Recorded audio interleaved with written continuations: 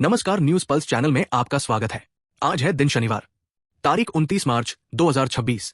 आइए नजर डालते हैं आज के मुख्य समाचारों पर। मोदी ने देश के सबसे बड़े एयरपोर्ट का उद्घाटन किया। रूस ने 4 महीने के लिए पेट्रोल निर्यात रोका। भारतीय नौसेना ने होर्मुज पर ऊर्जा सुरक्षा ऑपरेशन शुरू किया। ईरान जंग में हूती विद्रोही भी शामिल। केंद्र ने कॉमर्शियल एलपीजी कोटा 50% से बढ़ाकर 70% किया। 1 अप्रैल से महंगा होगा टोल, 5 से 10% तक बढ़ेंगे दाम। उत्तराखंड के 7 जिलों में बारिश, पहाड़ों में येलो अलर्ट। अब खबरें विस्तार से। मोदी ने देश के सबसे बड़े एयरपोर्ट का उद्घाटन किया। नोएडा में बोले, युद्ध के संकट से देश को एकजुट होकर लड़ना है।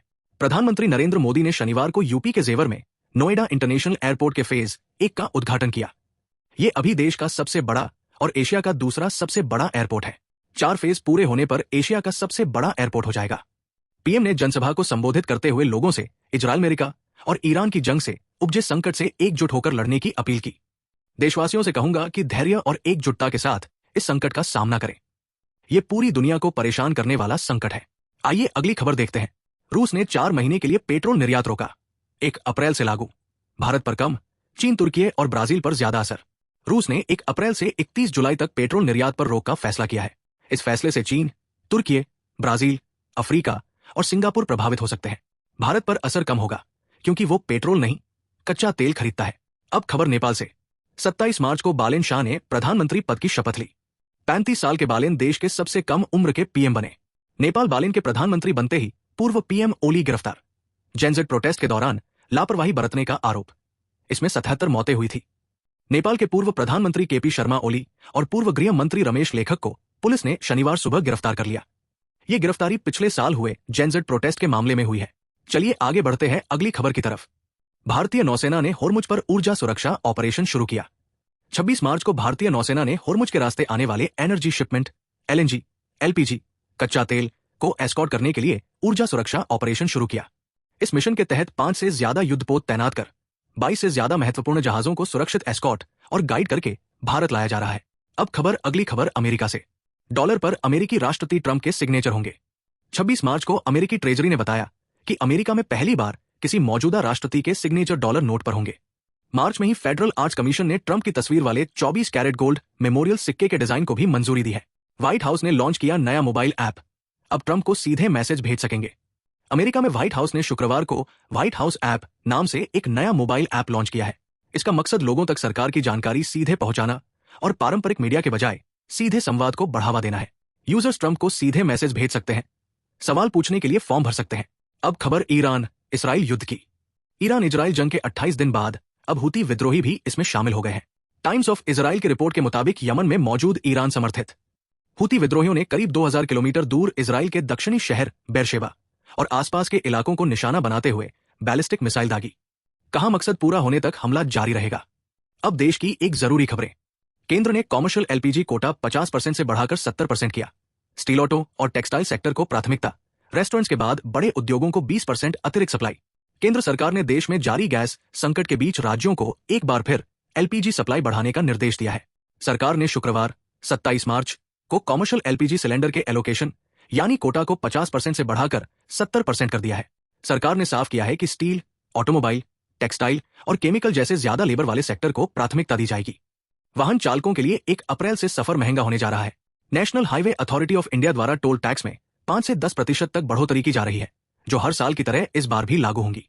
इस बढ़ोतरी का सीधा असर जबलपुर से नागपुर, रायपुर, प्रयागराज और भोपाल जैसे प्रमुख शहरों की यात्रा पर पड़ेगा। वाहन चालकों को अब हर टोल प्लाजा पर ज्यादा राशि चुकानी होगी। विशाखापट्टनम से आ रही इंडिगो फ्लाइट 6E579 का इंजन फेल हो गया, जिसके बाद उसकी दिल्ली में इमरजेंसी लैंडिंग कराई गई। सभी 160 यात्री सुरक्षित है। विमान की सुरक्षित लैंडिंग सुनिश्चित करने के लिए एयरपोर्ट के रनवे 28 पर फुल इमरजेंसी लागू की गई थी। अब जानते हैं देश का मौसम अपडेट। राजस्थान में आज से बारिश, ओले गिरेंगे।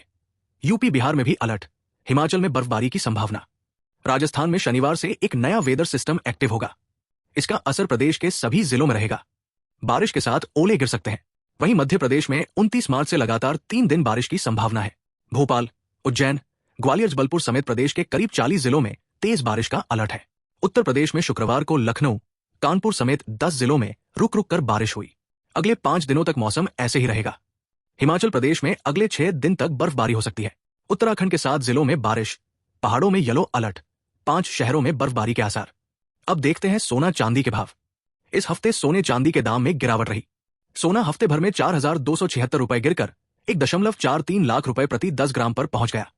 वहीं चांदी 2.32 लाख किलो से गिरकर 2.21 लाख रुपए पर पहुंच गई है। अगर आपने अभी तक हमारे चैनल को सब्सक्राइब नहीं किया है तो कृपया सब्सक्राइब करें। चलिए अब आगे बढ़ते हैं राज्यों की प्रमुख खबरों की तरफ। सबसे पहले नजर डालते हैं यूपी की खबरों पर। अयोध्या में परिवहन मंत्री दयाशंकर सिन्हा के यज्ञ स्थल में शनिवार दोपहर 12 बजे अचानक भीषण आग लग गई। 1 एकड़ में फैला यज्ञ स्थल कुछ ही मिनटों में जलकर खाक हो गया। राम मंदिर से 800 मीटर दूर यह हादसा हुआ। करीब 1.5 घंटे पहले ही मंत्री का 9 दिवसीय लक्ष्मी नारायण महायज्ञ पूर्ण हुआ था। उस वक्त करीब 50,000 से अधिक लोग मौजूद थे। किसी की तरह की जनहानि का समाचार नहीं है। राजधानी लखनऊ स्थित संजय गांधी पीजीआई में बड़े स्तर पर भर्ती का रास्ता साफ हो गया है। गवर्निंग बॉडी की बैठक में कुल 2,314 पदों पर भर्ती के प्रस्ताव को मंजूरी दे दी गई है। इसमें 614 डॉक्टरों के साथ ही बड़ी संख्या में नर्सिंग और टेक्नीशियन स्टाफ की नियुक्ति की जाएगी। ये भर्ती संस्थान में बन रहे एडवांस पीडियाट्रिक सेंटर के संचालन के लिए की जा रही है। पीजीआई में 2,314 पदों पर भर्ती को मंजूरी, 614 डॉक्टरों की नियुक्ति होगी। नर्सिंग टेक्नीशियन के भी 540 पद भरेंगे। नोएडा वासियों के लिए एक अच्छी खबर। नोएडा के अस्तौली में बने वेस्ट 2 टॉरिफाइड चारकोल प्लांट की क्षमता 900 टन प्रतिदिन टीपीडी है, जिसमें से 600 टीपीडी अपशिष्ट नोएडा और 300 टीपीडी ग्रेटर नोएडा से मिले कूड़े को निस्तारित करके चारकोल में तब्दील किया जाएगा। ये बनाए जाने वाले चारकोल का उपयोग एनटीपीसी में हरित ईंधन, ग्रीन फ्यूल के रूप में किया जाएगा, जिससे पारंपरिक ईंधनों पर निर्भरता में कमी आएगी। साथ ही पर्यावरण को प्रदूषण से मुक्त रखा जा सकेगा। अब खबर देखते हैं पेट्रोल डीजल की मारामारी की। यूपी में पेट्रोल पंपों पर पेट्रोल डीजल खत्म होने की अफवाह के चलते 3 दिनों में पूर्वी यूपी के कई जिलों में पेट्रोल की बिक्री 222% और डीजल की बिक्री 230% तक बढ़ गई। इसके चलते पंपों पर लंबी लाइनें लगने लगी थी। यूपी में पेट्रोल डीजल खत्म होने की अफवाह के चलते लगातार तीसरे दिन भी पेट्रोल पंपों पर लाइन लगी रही।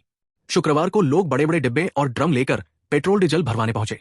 भीड़ की वजह से लोगों को घंटों तक इंतजार करना पड़ा। सरकार बोली अफवाह फैलाई तो एक्शन लेंगे। मध्य प्रदेश में पेट्रोल पंपों पर 3 दिनों से भीड़ बढ़ गई है। कई शहरों में लोग सुबह 5 बजे से ही गाड़ियों के साथ लाइन में लग रहे हैं। सरकार और प्रशासन ने साफ किया है कि प्रदेश में पेट्रोल डीजल की कोई कमी नहीं है और पर्याप्त स्टॉक उपलब्ध है। पेट्रोल डीजल पर पंजाब के सीएम भगवंत सिंह मान का बड़ा बयान आया है। सीएम मान बोले, पंजाब में 12 दिन का पेट्रोल डीजल का 14 और एलपीजी का 6 दिन का स्टॉक। सीएम मान ने कहा कि देश में लॉकडाउन लगने जैसी कोई बात नहीं है। पंजाब में पेट्रोल का 12 दिन, डीजल का 14 दिन और गैस का 6 दिन का स्टॉक है। 2 महीने पहले भी यही स्टॉक रहता था, इसलिए लोगों को घबराने की कोई जरूरत नहीं है। अब देखते हैं बंगाल चुनाव से जुड़ी खबर। बंगाल चुनाव में बिहार वर्सेस बिहार। नितिन नवीन मंगल पांडे को टक्कर देंगे शत्रुघ्न सिन्हा कीर्ति आजाद। 50 सीटों पर जीत का गणित तय करते हैं बिहारी वोटर्स। पश्चिम बंगाल में विधानसभा के चुनाव हो रहे हैं।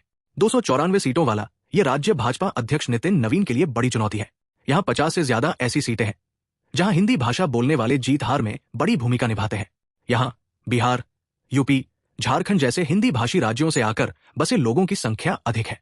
इन सीटों को जीतने के लिए भाजपा ने बिहार के करीब 150 नेताओं को तैनात किया है। दूसरी ओर ममता बनर्जी ने भी इन इलाकों में बिहार के नेताओं को अपनी पार्टी से सांसद बनाकर बिहारी अस्मिता का कार्ड चला है। लड़ाई बंगाल में विधानसभा चुनाव की है, लेकिन मुकाबला बिहार वर्सेस बिहार का है। अगली खबर आईआईएम रांची की। उपराष्ट्रपति सीपी राधाकृष्णन पहुंचे खूंटी। उलिहातू में भगवान बिरसा मुंडा को किया नमन। आईआईएम के दीक्षांत समारोह में होंगे शामिल। उपराष्ट्रपति सीपी राधाकृष्णन शनिवार को रांची पहुंचने के बाद हेलीकॉप्टर से खूंटी पहुंचे, जहां उन्होंने भगवान बिरसा मुंडा की प्रतिमा और उनके जन्मस्थल पर पुष्प अर्पित किए। उपराष्ट्रपति आईआईएम रांची के 15वें दीक्षांत समारोह में हिस्सा लेंगे। इसमें 7 छात्रों को मेडल व उपाधि और 558 छात्रों को डिग्री दी जाएगी। समारोह में केंद्रीय शिक्षा मंत्री धर्मेंद्र, राज्यसभा के उपसभापति हरिवंश नारायण सिंह, राज्यपाल संतोष कुमार गंगवार, मुख्यमंत्री हेमंत सोरेन और केंद्रीय रक्षा राज्य मंत्री संजय सेठ भी मौजूद रहेंगे। आइए देखें गुरुग्राम की खबर। गुरुग्राम ट्रैफिक पुलिस को मिले 100 बॉडी वॉर्न कैमरे। मैनेजमेंट में आएगी पारदर्शिता, विवादों और गलत आरोपों से होगा बचाव। गुरुग्राम शहर में रोड सेफ्टी और बेहतर ट्रैफिक मैनेजमेंट के लिए ट्रैफिक पुलिस को 100 बॉडी वॉर्न कैमरे मिले हैं। रूप पॉलीमर्स द्वारा सीएसआर के तहत शुक्रवार को DCP traffic doctor Rajesh Mohan को कैमरे सौंपे। इन बॉडी कैमरों से पारदर्शी तरीके से पुलिसकर्मी अपना काम कर सकेंगे और विवादों से बचाव होगा। अगली खबर हमारे देश की छवि खराब करती है। जयपुर सेल्फी के लिए विदेशी महिला को भीड़ ने घेरा खींचा, गले में हाथ डाला, वीडियो बनाकर सोशल मीडिया पर शेयर किया। जयपुर में विदेशी महिला से बदसलूकी का मामला सामने आया है। युवकों ने सेल्फी लेने के बहाने महिला के गले में हाथ डाला और अपनी ओर खींचा और बड़े शान के साथ सेल्फी बनाकर सोशल मीडिया पर शेयर किया। भोपाल के लिए एक अच्छी खबर।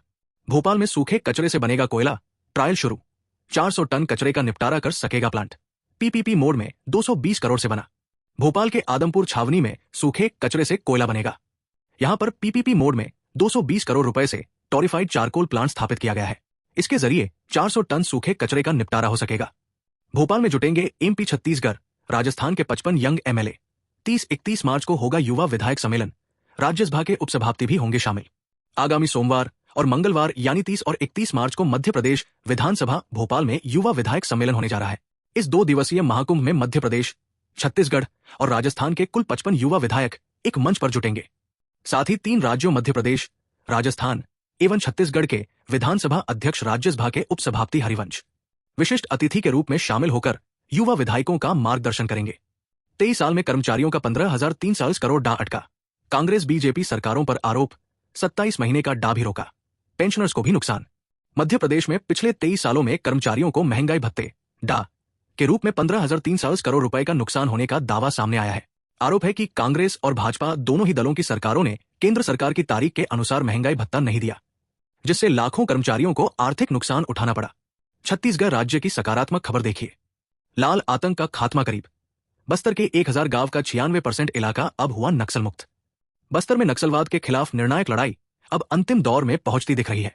सुरक्षा बलों के लगातार ऑपरेशन, आत्मसमर्पण और रणनीतिक दबाव के चलते नक्सली संगठन की कमर टूट चुकी है। बस्तर, कोंडागांव पूरी तरह से नक्सल मुक्त हो चुके हैं, जबकि दंतेवाड़ा, नारायणपुर और सुकमा जिले में गिनती के नक्सली बचे हैं। अब छत्तीसगढ़ की अगली खबरों की तरफ बढ़ते हैं। महावीर जयंती पर रायपुर में मांसमटन की बिक्री पर रोक। 31 मार्च को दुकानें और बूचड़ खाने रहेंगे बंद। होटल में बिक्री पर होगी जब्ती और कार्रवाई। महावीर जयंती के अवसर पर 31 मार्च 2026 को रायपुर नगर निगम क्षेत्र में मांसमटन की बिक्री पूरी तरह प्रतिबंधित रहेगी। आदेश के मुताबिक नगर निगम क्षेत्र के सभी बूचड़ खाने और मांसमटन की दुकानें उस दिन बंद रहेंगी। 31 मार्च को कुंवरगढ़ महोत्सव का शुभारंभ। सीएम विष्णुदेव साय करेंगे। 133 करोड़ रुपए के विकास कार्यों का उद्घाटन। राष्ट्रीय स्तर के कलाकारों की होगी प्रस्तुतियां। रायपुर के धरसीवा में 31 मार्च 2026 को मुख्यमंत्री विष्णुदेव साय कुंवरगढ़ महोत्सव का शुभारंभ करेंगे। इस मौके पर क्षेत्र को 133 करोड़ रुपए की विभिन्न विकास परियोजनाओं की सौगात दी जाएगी। इस महोत्सव का उद्देश्य क्षेत्र की संस्कृति को बढ़ावा देने के साथ साथ स्थानीय प्रतिभाओं को मंच उपलब्ध कराना है। छत्तीसगढ़ पर्यावरण संरक्षण मंडल ने पर्यावरणीय नियमों के उल्लंघन पर बड़ी कार्रवाई की है। कई उद्योग भारी मुनाफे के चक्कर में ईएसपी, इलेक्ट्रोस्टैटिक प्रिसिपिटेटर और प्रदूषण नियंत्रण उपकरणों को रात के अंधेरे में बंद कर देते थे। राजधानी की हवा में जहर घोलने वाली औद्योगिक इकाइयों पर छत्तीसगढ़ पर्यावरण संरक्षण मंडल ने सीधी कार्रवाई शुरू कर दी है। जनवरी से अब तक उरला, सिलतरा और धरसींवा क्षेत्र के 30 उद्योगों का उत्पादन बंद कराते हुए उनकी बिजली तक काट दी गई है। वहीं 13 उद्योगों पर कुल 28,92,000 रुपए का जुर्माना लगाया गया है। बिलासपुर में 51 किलोग्राम के स्फटिक शिवलिंग की प्राण प्रतिष्ठा। 29 मार्च से 3 दिवसीय प्राण प्रतिष्ठा महोत्सव सकारात्मक ऊर्जा और ध्यान साधना के लिए विशेष प्रभावशाली। बिलासपुर के नूतन चौक सरकंडा में साई मंदिर परिसर में 51 किलोग्राम के स्फटिक शिवलिंग की प्राण प्रतिष्ठा की जाएगी। मंदिर समिति का दावा है कि यह छत्तीसगढ़ का पहला स्फटिक शिवलिंग होगा। 3 दिवसीय प्राण प्रतिष्ठा महोत्सव 29 मार्च से शुरू होगा। आपसे अगली मुलाकात होगी कल। इसी तरह की ताजा खबरों को देखने के लिए चैनल को सब्सक्राइब करें और जुड़े रहिए हमारे चैनल न्यूज पल्स से।